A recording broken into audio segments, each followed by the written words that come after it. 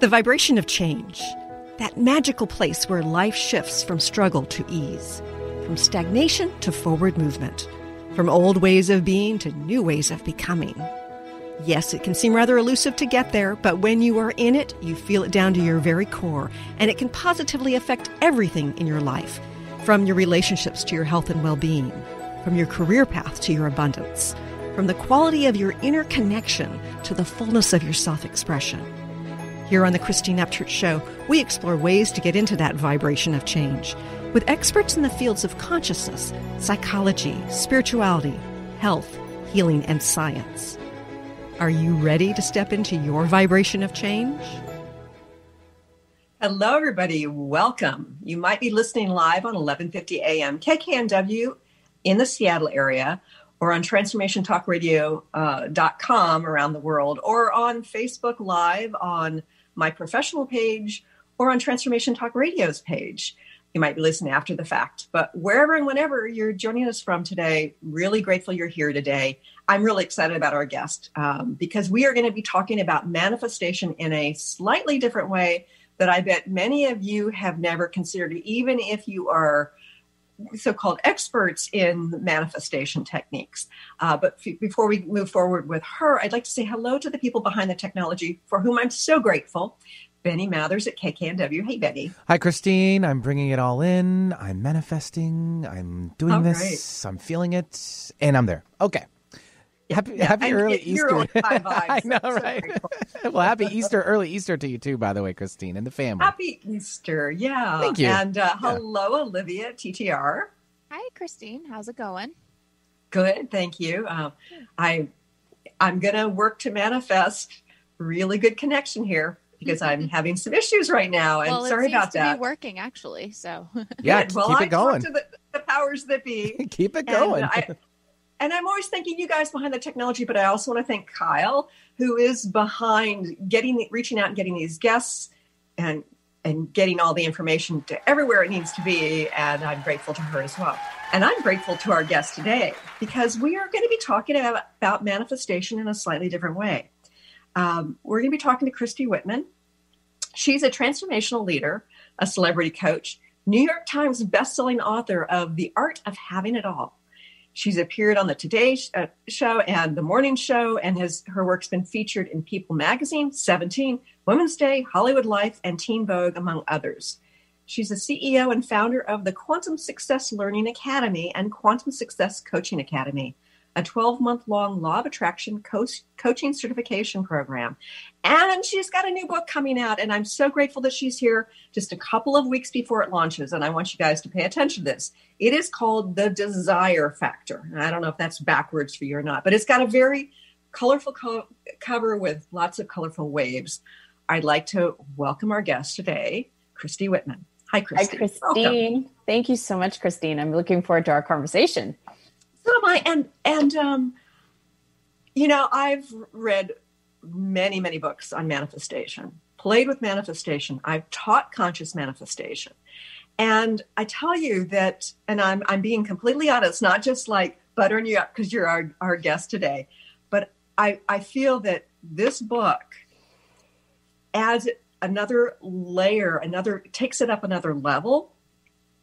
And it's so clear with great exercises and great explanations that if anybody asks, this is going to be the book that I recommend that if people want to learn about manifestation. And I love what you're doing here. You call it The Desire Factor. And the subtitle is How to Embrace Your Materialistic Nature to Reclaim Your Full Spiritual Power. And I think about how we have been conditioned to think that when we have desires, particularly if it's a desire for something materialistic, there's a certain shame associated with it. There's a certain self-judgment because, we're not supposed to be materialistic. And you've got a different perspective. So I want to ask you, you've been teaching conscious manifestation in a variety of ways for many years. What prompted you to write this new book? Well, Christine, all of my books are downloaded. So all of them, it's like automatic writing. It comes from a higher place. This time around, I know where it came from. It's the Council of Light, and it was literally just downloading. But this idea, before everything even just came into fruition, I was on a cruise ship. And I was on this cruise ship in the middle of the Mediterranean, and I just gotten off of, came back on the ship from a beautiful day in Venice. And I'm sitting there and I'm holding this beautiful Dolce & Gabbana purse. And as I'm sitting there, I'm thinking about the journey that got me to be in this beautiful suite on this amazing cruise ship, holding this purse. And I thought about the day that I just had. I was with my mom and my dad, my 2 sons, my husband. We'd spend this beautiful morning in St. Marcos Square and celebrated my dad's birthday. And there was a band that sang happy birthday to him. And then my parents and my kids went back on the ship, and my husband and I, we were having our time. And our time meant I was going to go into any shop I wanted to, and I was going to get myself a purse. Because 6 years later, or 6 years prior to that, or earlier than that, I had gone on a trip to Italy with my parents and my boyfriend at the time, who is my husband now. And we went to Venice for the first time. And I've always loved fashion. I've always been lit up by fashion. Even as a little girl, I'd like to put little outfits together. I don't know why. It's just something I loved. My sister used to say, "You're so shallow." And I'm like, why? Because I like matching things together, right? And so it's a very creative pursuit. Yes, but it started then, right? It's like I was materialistic, and I was so shallow because I liked matching a little purse with my shoes, going for Easter. But think about that. Put the Easter hat on, and I was all dolled up as a little girl, and she'd be like, "Ugh, get over yourself," right? But so here I am. This is like years prior. This is 15 years ago. We go to Italy for a 2-week trip, and we spent 3 days in Venice. And the first day that we went into Venice, I'm with my boyfriend, and I see for the first time Dolce & Gabbana and Dior and Fendi and Chanel, and it's like Versace and Valentino. I am like it just, oh my God, I've died and gone to heaven. This is amazing. And like a little hummingbird, I'm going from one store to the next and just so excited. And I had just started my business full time as a coach. There was no way I could even justify buying a purse or anything in these stores at the time. And I remember turning to Frederick and I said, "You know what? Someday I'm going to come back to Venice and I'm going to buy myself whatever purse I want to as a symbol of the success." Right. Okay. So for those people who don't know about the labels you just mentioned, they're very expensive labels. How much was the purse that you liked? $3,000. For some people, paying $100 for a purse is a lot. Right. So this whole conversation is not about a purse, and it's not about what you pay for a purse. It's about, this was my desire factor. And there's a lot of women that love that. And there's other women that could care less about that. So I'm getting to the point in a minute. But here's where I was. Now I'm back on that cruise ship. I just had a beautiful day with my husband. We went into different shops. He's so wonderful and patient. I found that perfect purse. It wasn't $3,000. It was $1,000. And I decided on this particular purse. And I'm sitting there holding this purse. And what came next was, "You're so shallow. You're so materialistic." And I'm like, wait a minute. No, I just literally gifted my parents a trip to the Mediterranean on this beautiful cruise ship with my family. We've had these beautiful days. This is a symbol of who I became from that day I declared and intended that I wanted to come back to Italy, in Venice in particular, to buy whatever I wanted. This was a symbol of that journey and all the lives that have been impacted by the success of my business. And it wasn't like I'm just, it's like I generously donated a lot of money. I generously gift a lot of money. I've changed people's life. If this is my symbol of success, why is that wrong? Mm-hmm. And that's just it. That's what started this whole download, is that why is anything in this world considered materialistic, therefore it's wrong? Well, it's based on our earlier upbringing. It's based on a lot of religious beliefs. Because when you really think about it, Christine, everything is energy. To manifest anything, whether it's a relationship or a new car or a house or a business or a success of any kind, everything is energy, and all forms are created based on the energy first.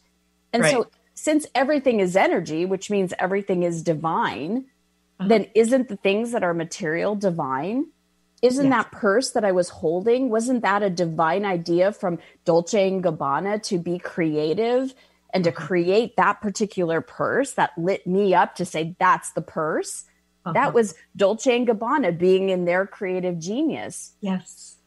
And I was a perfect match for it.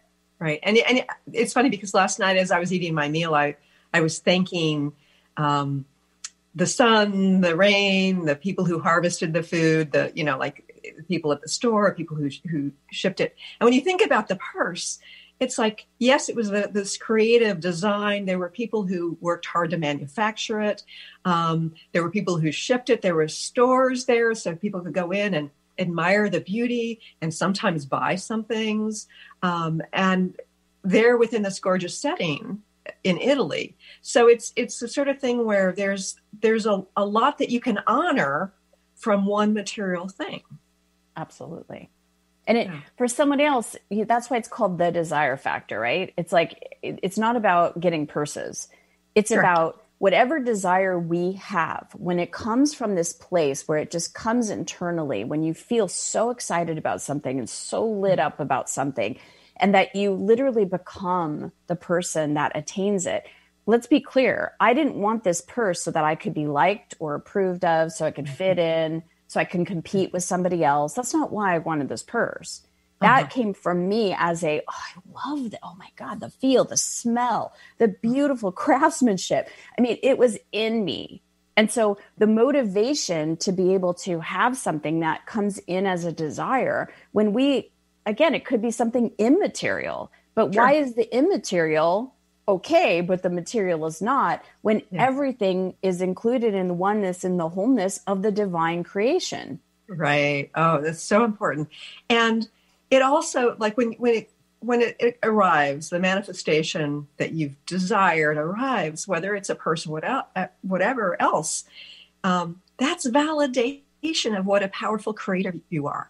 Yes. That, and it was symbolic of where you went from point A to point B or point Z, whatever, and that's a beautiful thing. Absolutely.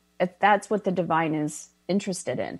But we have these religious beliefs, right? I mean, it starts with Adam and Eve in the Garden of Eden, right? I used to think of a God as someone that was outside of me, that was kind of like Santa Claus sitting on a cloud judging me. Oh, is she being good or bad? Is she naughty or nice? Is she going to go to heaven or to hell? Right. Right. Yeah. And so that was the relationship, like a fearing kind of thing. Well, what I have now come to understand in my spiritual journey for 25 years is that the divine God, whatever you want to call it, that energy loves and adores us unconditionally and wants to provide generously to us. And so if an apple is created, that God, that divine isn't going, nah, you got this beautiful apple, you can't eat it. It's going to say, I've created an apple for you, eat it, enjoy it. Yeah. And those stories kind of mess with us because even, when you really think about it, every single person desires to have enough money so that they can make choices, feel free, but yet there's so many people that were split on this thing called money, because even in the Bible, it says where it's the love of money, that's the root of all evil. Right. So let's really mess with people's minds. Let's really mess with them, because long before you and I were ever conceived or born, somebody agreed that there's this thing called money that's the medium of exchange, right? This is considered a material thing. But in order for you to have that plate of food that you ate last night, right? In order for us to have a roof over our heads, we need this thing called money. Money is free coupons, right? Sure. But we're not supposed to love it. We're not supposed to appreciate it.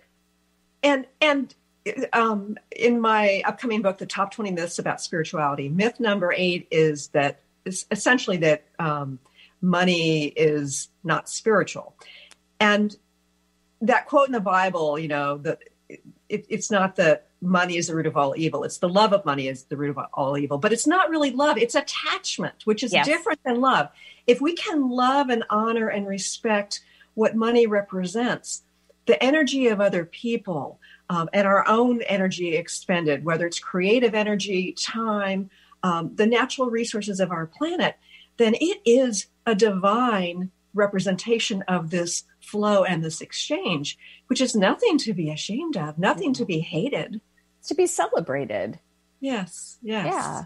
But without the attachment that have to have it, got to hold it, it's mine sort of thing, but rather it's representative of this flow. It is. It's representative of the blueprint of our divine design of abundance, for us to be able to have free will and choice, to be creative, to live how we want to live, and not to be, because suffering and drama and chaos and lack and all that's not of the divine. And it always feels bad to us because it's not who we naturally are. Yet so many have those imprints and those early trainings. I mean, it even has Buddhists who say that desires are the root of suffering. Well, yeah, if you have a desire and you think that you can't have it, that's suffering, right? But if you have a desire that you feel good about and you follow the steps in the desire factor, have joyful expectancy about it, you actually love it, you are the feeling of having it, you're surrendering, like you said, the attachment to it, you're taking the action that's, just, all of that, and you manifest that desire, the process, it's never about the end, right? That purse, it was like, okay, it's somewhere, it's in my closet, right? It wasn't about the purse. It was who I became in the journey to that moment. And it really wasn't even about the purse. It was that moment of just feeling free to go into any store I wanted to purchase whatever I wanted to with my husband, and then have that beautiful day in Venice. That's what I remember. It's not really about the purse. And I love that. I'd love you to expand upon this. You talk about this in your book about how desire and manifestation relate to becoming more of who you are. Can you share with our listeners a little bit more about that? Absolutely. So always what happens is if we're here and our desire is over here, right? So for those of you can't see me, it's like point A to point B, and there's like a gap between the two, right?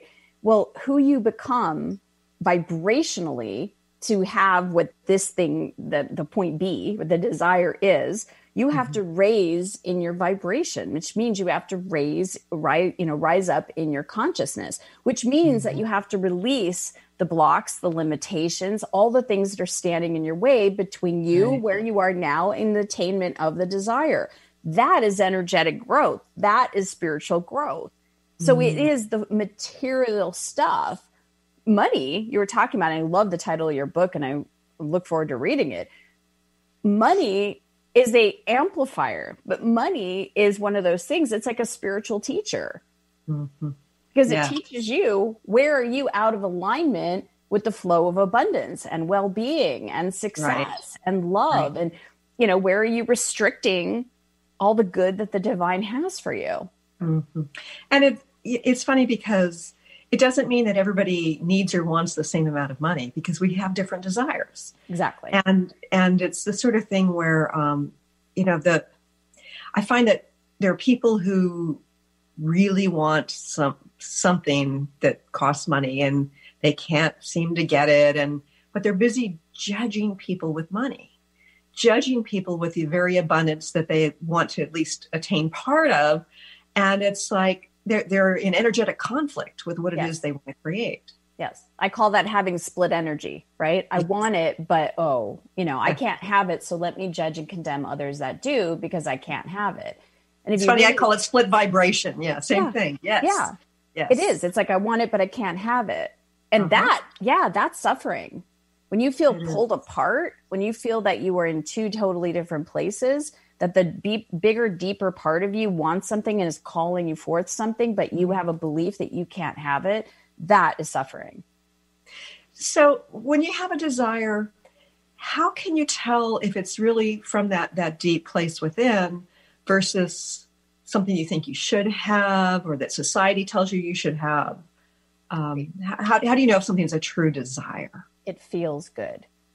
It just feels good. When you think about it, it's like, oh, I would love to do that. I would love to have that. I'd love to experience that. I'd love to be that. I'd love to, whatever it is, you feel that sense of expansion just with the idea of it, right? It's very different. I wrote about in the Desire Factor how even to the process of creating the Desire Factor, I had resistance from a couple of my literary agents, right? And so here I am, right? It's like, I want the success of this book to impact so many people and to be able to really get that it's like, it's embracing all of it and understanding the true step-by-step process of manifestation, so more people can get off of being, mired in the contrast and what we don't want, and really open up to the spiritual power that we all have, right? But there's a part of me that could go, I want this book to be successful because I want to rub it in their noses and say, you wouldn't represent my book, and look how successful it got, right? Yeah. That doesn't have any energy. If that was my motivation for this book to be successful, it doesn't have the whole entire thrust of the divine energy behind it. It's revenge. Yeah. Right. So it's soul based and not ego based.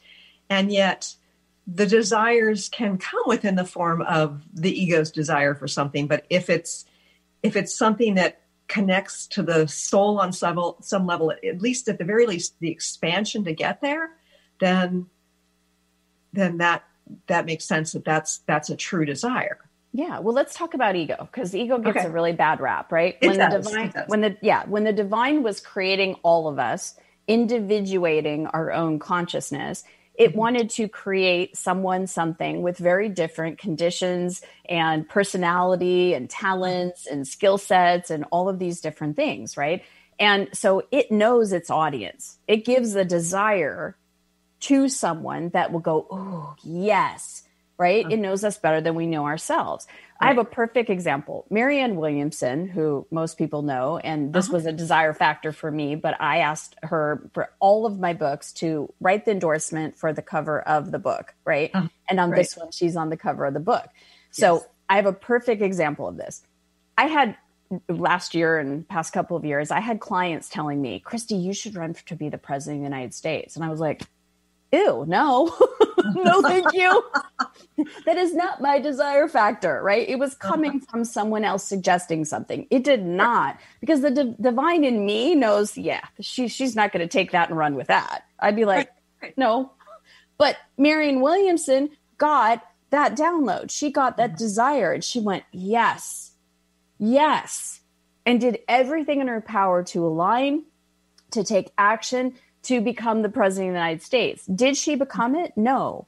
But who she became in the process of running for president, and all the people that had her wisdom and listened to her, it was like sparks of light were infused in all of them to awaken something within them. That's what the divine was interested in, not the end result of having her become president. Maybe someday.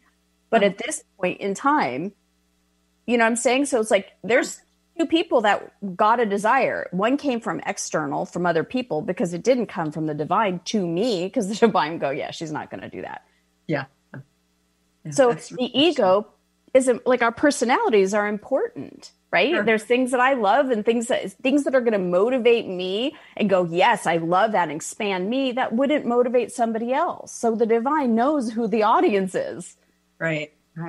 And I think that the ego can be an important part of taking some of the action that we need to take too, because sometimes I think, this is just my perspective about being spiritual. It's like, sometimes it just feels like enough not to be working to manifest anything, right?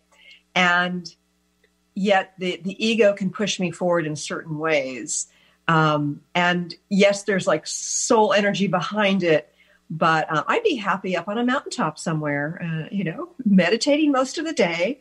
And yet both my soul and my ego are like saying, okay, go forward. And my ego's like, oh, maybe this, maybe that. And okay, I'll put on the makeup to do the video, that's my ego, because and yet it's not a bad thing because it allows my ego to relax so that my soul can come through.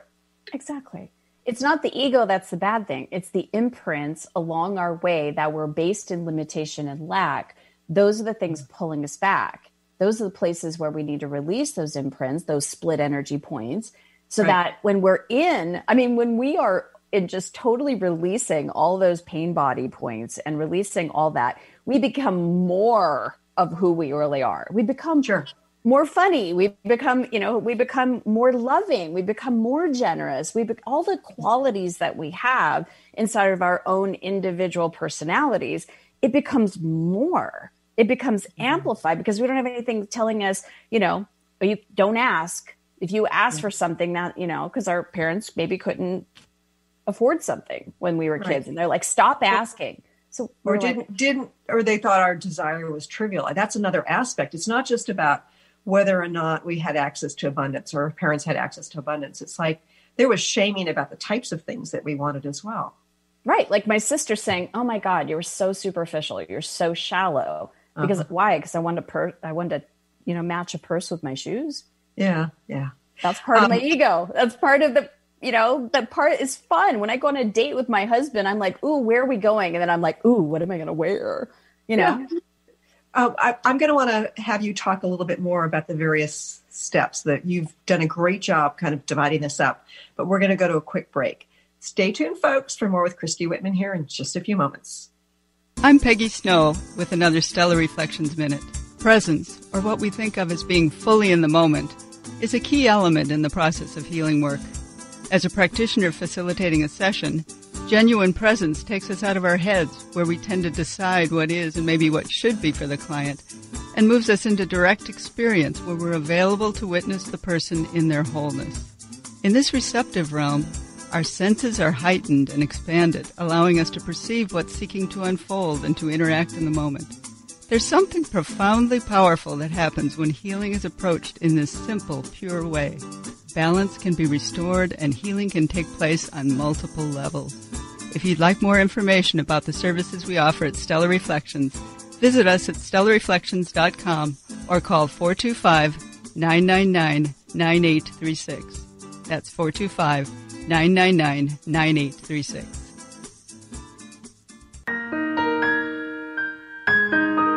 When you lose a child, you find yourself part of a club that you never chose to join. There is a way to find meaning and joy in your life again.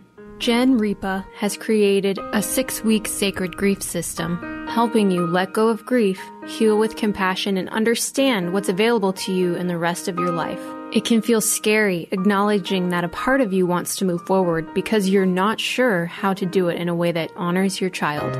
The good news is that when you allow yourself to address your grief in a multisensory way, you can transition from sadness, regret, and hopelessness into a life that gives you peace, joy, and meaning.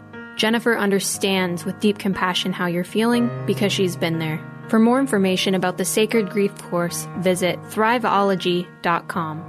That's THRIVOLOGIE.com. The vibration of change, that magical place where life shifts from struggle to ease, from stagnation to forward movement, from old ways of being to new ways of becoming. If you're like I am, it can be rather elusive to get there, but when you are in it, you feel it down to your very core, don't you? And it can positively affect everything in your life, from your relationships to your health and well-being, from your career path to your abundance, from the quality of that inner connection to the fullness of your self-expression. On the Christine Upchurch Show, we explore ways to get into that vibration of change with experts in the fields of consciousness, psychology, spirituality, health, healing, and science.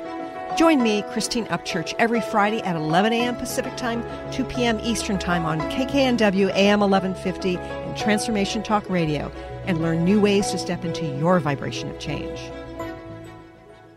Hi, everyone. I'm Dr. Pat. Hey, are you loving Shades of Spirit Radio? Well, mark your calendars. Shades of Spirit goes live in a new time spot every Wednesday at 5 p.m. Pacific time on transformationtalkradio.com. Yeah, you heard that right. Psychic medium Jamie and Spirit Walker Nicole, 5 p.m. every Wednesday. Live readings, giveaways, oracle cards, and lots of fun. So be there. Call into the show at 1-800-930-2819 and visit shadesofspirit.com. Welcome back to the Christy Upchurch Show here on KKNW, Transformation Talk Radio, and Facebook Live. Hey, everybody. I'm talking today to New York Times bestselling author Christy Whitman, and her new book is entitled The Desire Factor: How to Embrace Your Materialistic Nature to Reclaim Your Full Spiritual Power. So, Christy, I know that you've laid things out in neat sort of categorical steps, and we've talked a lot about desire. Once we feel this desire to manifest, whatever it is, whether it's a relationship or a house or the right purse, whatever it is in the material world, what do we do after that? Well, there are these 7 sequential principles and steps, and it's like a padlock, right? If you have numbers out of order when you're trying to open up a lock, it's not going to open. And I think that's why a lot of people that have been manifesting or working with principles of manifestation for a long time feel very frustrated, because they're maybe surrendering way before they need to be. And it's important to know what these steps are. So to answer your question, when you get this deep desire, it's time to not necessarily take any action in that moment, but first make sure that you align with it. We were talking about split energy earlier. If you've got, I'd love to do that, but I can't do that. The voice that says, but I can't do that, that's what we have to shift, right? So it's really understanding energy mastery and understand like, oh my gosh, I would love this. Well, that's so shallow. Well, where's that voice coming from? Right? Where is that thought? Where is that perspective? And if you look at emotions, energy is like a spectrum, right? On one side of the spectrum, you have lack, limitation. On the other side of the spectrum, you have abundance. Well, you've got that tipping point that has to go from the vibration of lack into abundance, and that's satisfaction. And so anytime we have thoughts, words that we say, our language, our perspective, even emotions that are on the side of lack, that's going to cause the split energy. So fear, doubt, worry, all of those things. We need to come into alignment with what we want. So we get this desire, we feel the pull, maybe we have that part of us as an obstacle. If we come back in alignment by changing our thoughts, by changing our words, by processing the fear, the emotions, now we're in alignment with it. That is the most important principle, is the principle of alignment. Yeah. And I also think about having resistance sometimes, because what I think I want to manifest isn't exactly what I want to manifest. Or I like, for instance, I left my marriage 7-8 years ago, and I have a desire for a partner. And yet I also really like my alone time, my privacy. And so I thought, I've been sort of on this fence, like, do it. And I'm thinking, there's some resistance there, because the way I'm defining what it is I want to manifest is in terms of what society views as appropriate, or it's in terms of my perspective on what a relationship should look like. And it's like, well, wait a minute. I can manifest it however I want, right? You can have it all. Right. But that resistance has been very illuminating for me, that there's just a piece of it that I was not in alignment with. Yeah, exactly. And that happens, right? Because if we want something new, whatever is in the way of not having it is going to come up to reveal it. And for you to say, I want a partner, but I really appreciate my downtime and quiet time, does it mean you have to be fused 24/7 with the person? No. Right. Yeah. It's like there's so many shades of gray.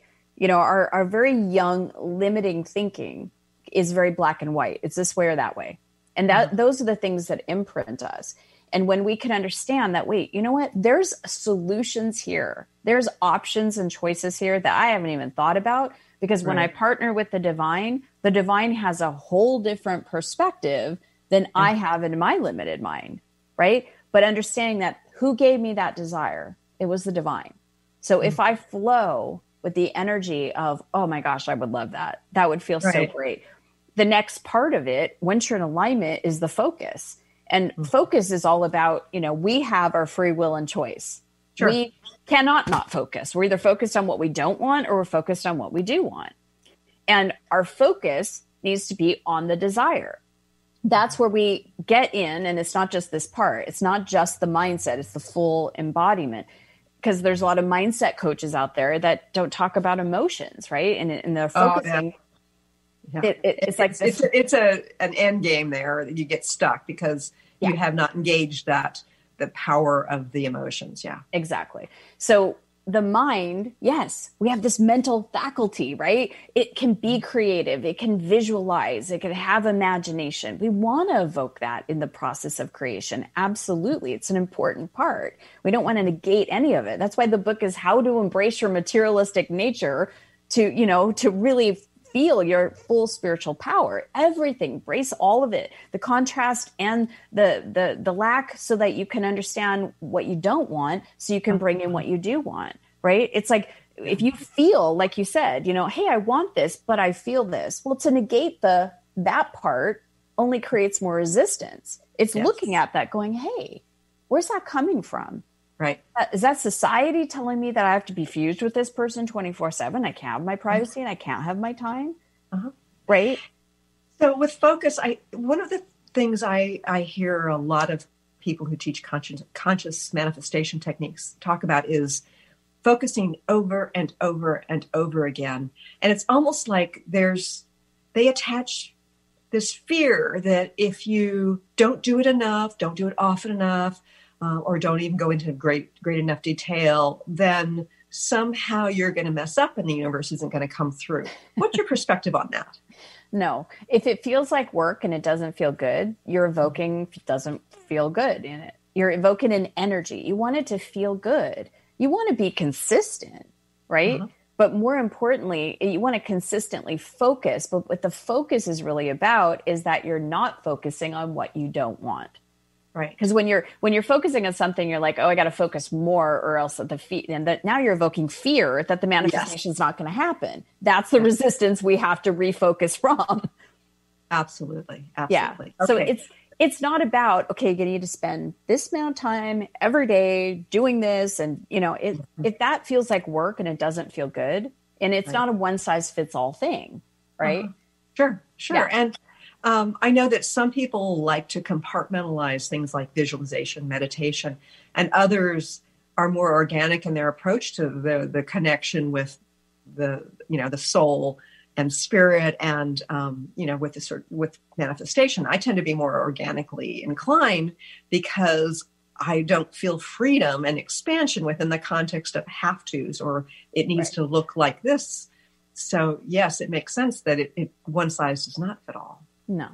And you just mentioned something brilliant. It's have tos, ought to, should. That doesn't go in manifestation. That's one of those languaging patterns that are based in lack and limitation. I created this whole entire free program. It's a 30-day program, video program called Watch Your Words. You could go to watchyourwords.com. But it literally is a video a day, 2 to 4 minutes, that tells you words and phrases that we absolutely must eliminate from our vocabulary, why, and then what to say instead.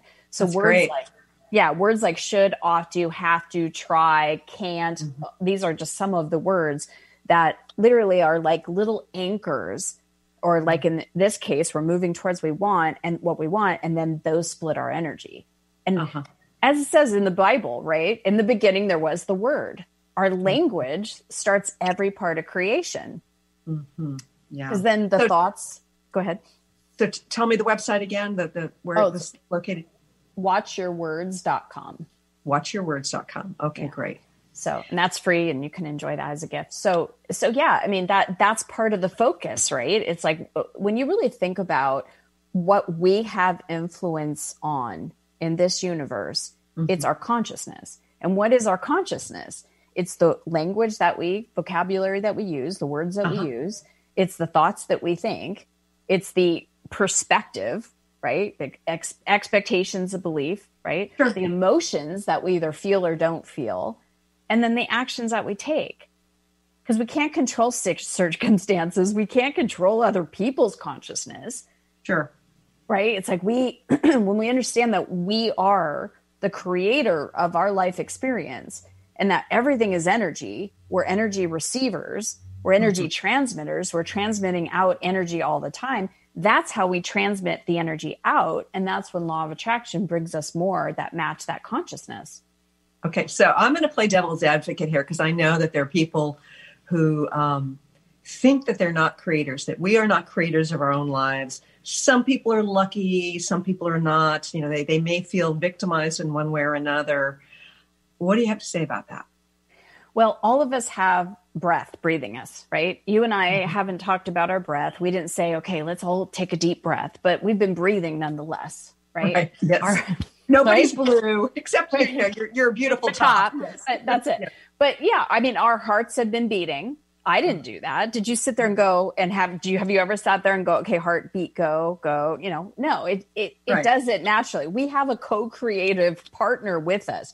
We have life, and that life force is energy. It's the divine. After we are gone, that life leaves us. We are a shell, right? It's like, we know what happens when someone passes, but that life force goes on. That's in us right now. It's live energetic consciousness. It's in every single one of our cells. It is the creator. When you think about it, you got the sun, right? Well, we're not there's the sun and then there's the rays of the sun. So we're like the rays of the sun. We're not the sun. Sure. What's breathing us is those rays. We are rays of divine light. Yes. And so that part is a creator. It created heaven, earth, and all the things in it.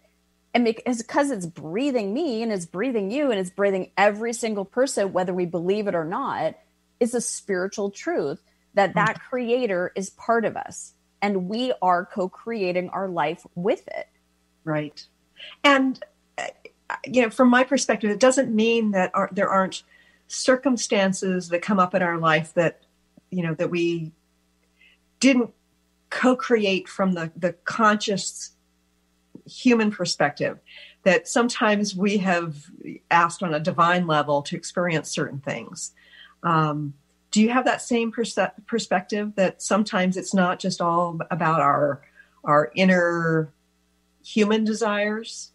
Absolutely. It's all about the wholeness and the oneness. And sometimes we don't even know from the human perspective. We could be really stuck in our limitations, and the divine gives us has a desire for us to expand. And so sometimes that relationship that we thought was just, okay, I'm going to settle with this, the relationship goes away and we're like, what happened? But it was for the betterment of our expansion. Right. I mean, the contrast, what the council talks about, is contrast is a gift. Because if you look at the things, the circumstances, situations, relationships, anything that's in our physical world, and those things that we don't like, it's an opportunity for us to say, okay, what's in me that created that? Because do I want to still continue to create that? And having it show up in our awareness, sometimes it's a physical thing that happens, like a pain or, that brings us awareness that, hey, I'm in vibrational match to that, whether I knew it or not, whether I created it by default or on purpose, or I totally wasn't even aware I was doing it. That contrast is a gift, because absolutely, when we release the resistance or the energy that attracted it in the first place, now we're free. Because this isn't an assertion-based universe. There's no, like I said, God on a cloud going, ha, ha, ha. I'm going to take that. I'm going to give you that. Yeah. I'm going to pull this back. There's a lot of people who believe in the wrath of God. And it's like, my God's a very loving parent, so to speak. Yeah. Yeah. Okay. So desire, focus. What's next after focus? Joyful expectancy. You cannot. I love that. Oh, it's the best. You cannot desire something and expect to fail. You cannot desire something and expect that you aren't going to be guided, or that you don't know how to do it. Right. And so it's an expectation that the divine that's breathing me, that gave me this desire, knows exactly how to manifest it. And you get to literally, these are the first 6 principles are all the energetic part of it. The 7th principle is the action. Yeah, which is important. A lot of people kind of miss that. Yeah. It is so important. We are physical. We have to take action. And here's the thing. Some action is like really big, doing something action. But even putting yourself in a place where you're focusing on deliberately what you want to focus on, that's action. That's taking an action. Putting yourself in a place of, I'm going to go meditate and I'm going to sit here and quiet my mind. We've just done an action. Action is essential. It's not that compartmentalized, like go do something. It's we're in action all the time. Some are subtle, some are more overt, but we're acting all the time. We have to. We're the action part of this equation. If we are co-creating this relationship in this life with the divine needs us to act because it can't, right? Right. But I think a lot of people often view action in terms of forcing it, right? Right. Like laying out the steps, which isn't a bad thing necessarily, but I got to do this and then I got to do that. And sometimes I found it's as simple as feeling inspired to reach out to some person and then they have a solution or they show me an opening of a path that I can take to get what I desire. And it's so, but I think people often think that action has to be kind of like the controlled, planned out sort of situation. And it doesn't have to be. And also one of the things that this book really talks about is that it's not hard work. Manifesting your life does not have to be a struggle and hard work. That's right? So important. That was one of the biggest things for me because I saw my dad. My dad worked, he's 89 now. He worked until he was 85. He was a mechanical engineer, smartest person I've ever met, hardest working person I've ever met.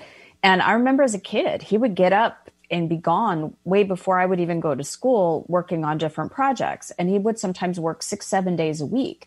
He was a hard worker. And this is exactly what we're talking about. He took a lot of action, but he was not aligned. You know, you want to laugh, Christine. I would go in his office as a little kid with my mom.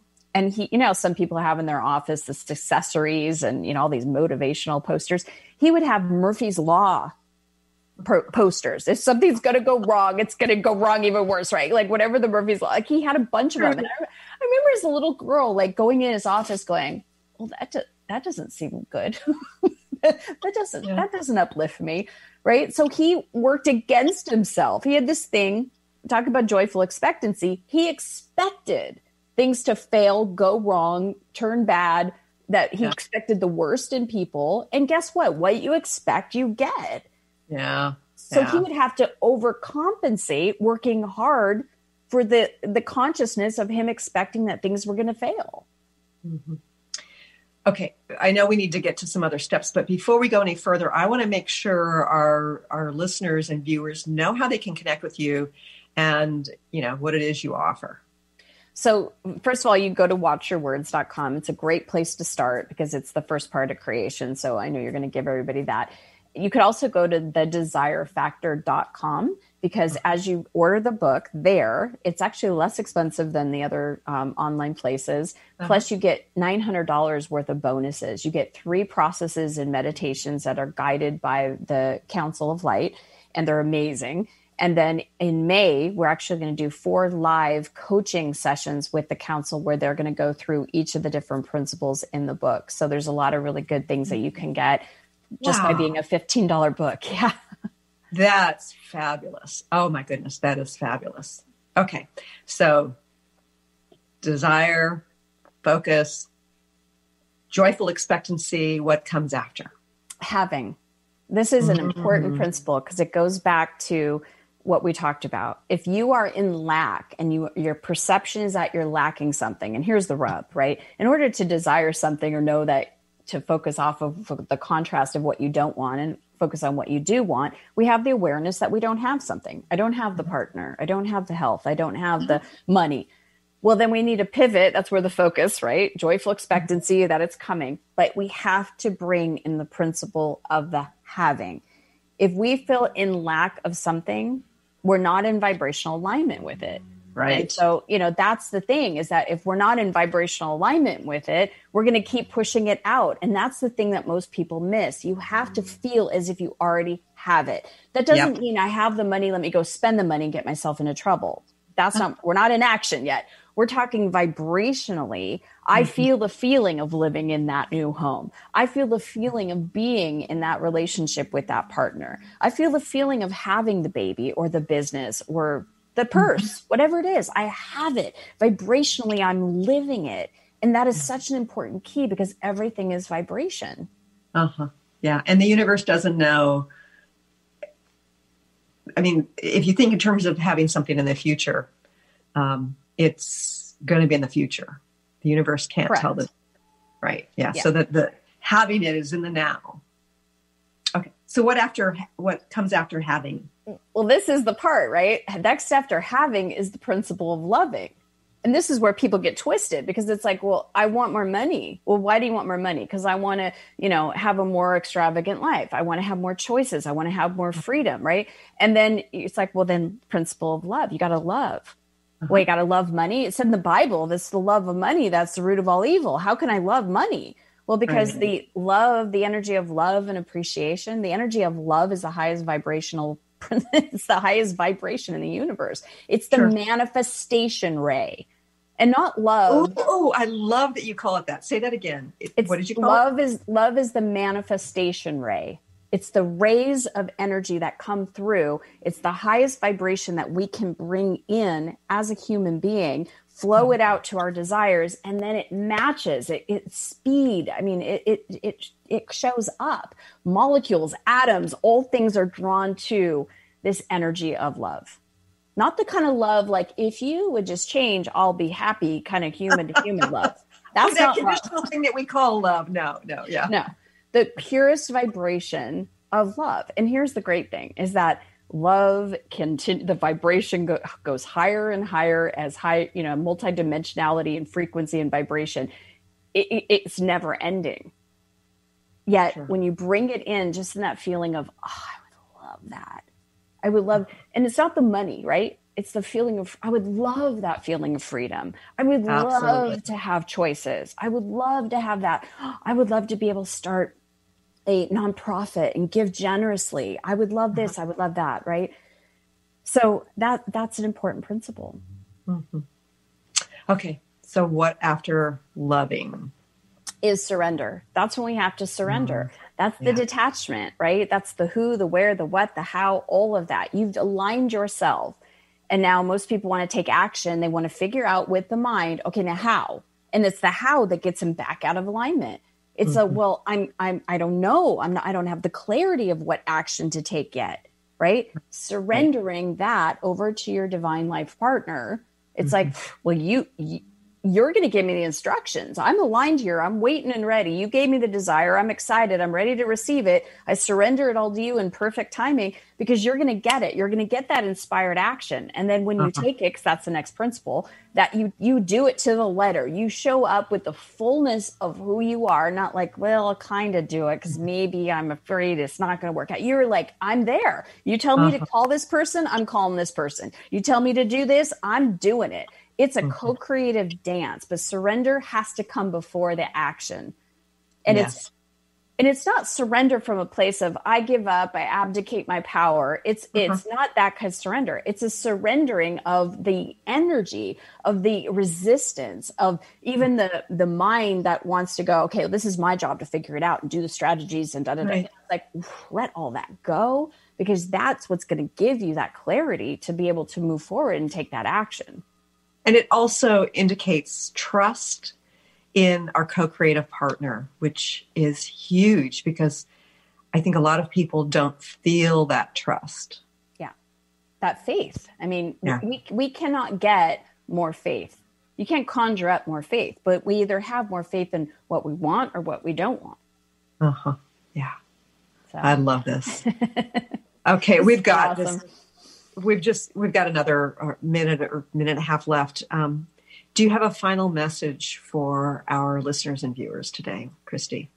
Yes, that you have to give yourself permission to live your best life. And those desires are little indications, kind of like little spiritual breadcrumbs along the way in your journey You've come on this journey as a spiritual being, and it's like any journey. If you're going to go backpacking for a year, you know that you're going to be at these different points in your life, and you're going to prepare. Oh, I'm going to run into winter. I better send myself some boots, or maybe I'll need some snacks along the way. Spiritually, we did the same thing. And these desires are the spiritual breadcrumbs. And when you live into them, when you move into them, they expand you beyond our own mind can explain.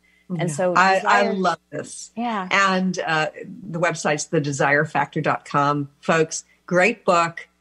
Buy it there because it sounds like there are plenty of wonderful bonuses. Christy, thank you for showing up in the way that you do for others and for being on the show today. Thank you so much, Christine, for all you do. I'm looking forward to your book. Oh, thank you. And I want to thank our listeners and viewers today. I'll talk to you again soon. Thanks so much for tuning in today. If you'd like to empower yourself to step further into your vibration of change, please visit my website at christineupchurch.com, where you can learn more about my insights, upcoming events, and private sessions.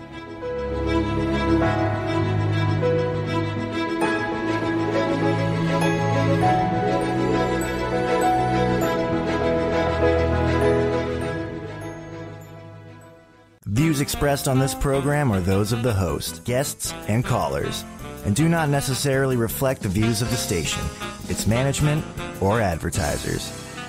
You're listening to Transformation Talk Radio.